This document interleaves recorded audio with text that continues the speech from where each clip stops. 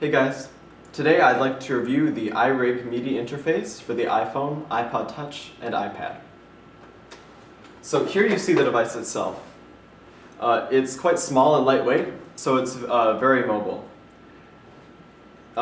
It's also made of hard plastic, so it's very sturdy.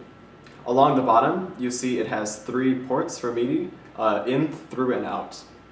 On the side, you have a power port for charging the battery, and this can be charged through your laptop or the standard Apple wall charger. On the front, you have 2 LEDs for indicating if a signal is going in or out of the device, which can be helpful for when you're troubleshooting. And then on the top, you have the standard Apple 30-pin connector. Let's start with a demonstration.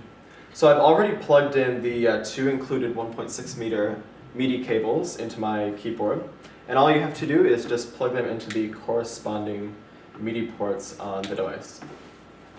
Once you have them plugged in, you just plug in the device into whatever Apple product you're using. I just happen to be using an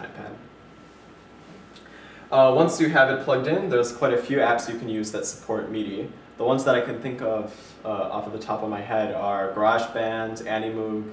iK Multimedia actually offers a few apps for this as well. So once you have that set up, you can just start playing. I won't play a song for you, but the thing I like most about this device is that it has virtually no lag, or any that I can notice. And so even you can play like really fast, and there won't be any lag. It's actually better than my laptop. And so let's move on to the pros and cons.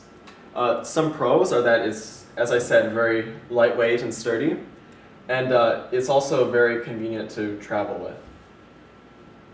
Also, you have a very, very low lag time, which I'd say is the most important thing in media recording in case you're trying to synchronize with either other instruments or a track that you're listening to.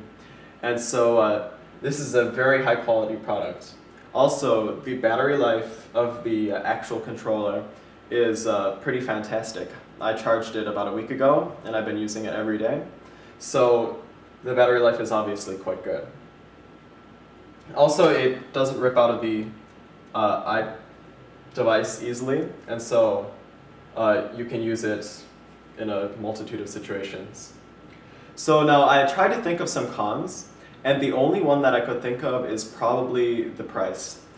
This device has an RSP of $69.99, I believe, and so it does everything that it advertises, but it's a little expensive.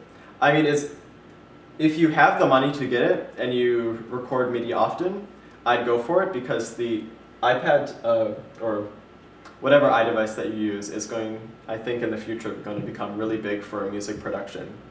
However, if you don't have the budget to afford it, I'd say don't save up money for it because there's cheaper alternatives. For instance, you can get a MIDI to computer cable for about $20. So in terms of an overall rating, I'd give it a 9 out of 10. I'd give it a 10 out of 10 if it was a bit cheaper, but I'm only giving it a 9 because it's a little expensive for the average person. But other than that, it's a great product. I use it a lot, and if you have a chance to try it out, please do. So thanks guys, this has been the review of the iRig MIDI interface for the iPhone, iPod Touch, and iPad by iK Multimedia.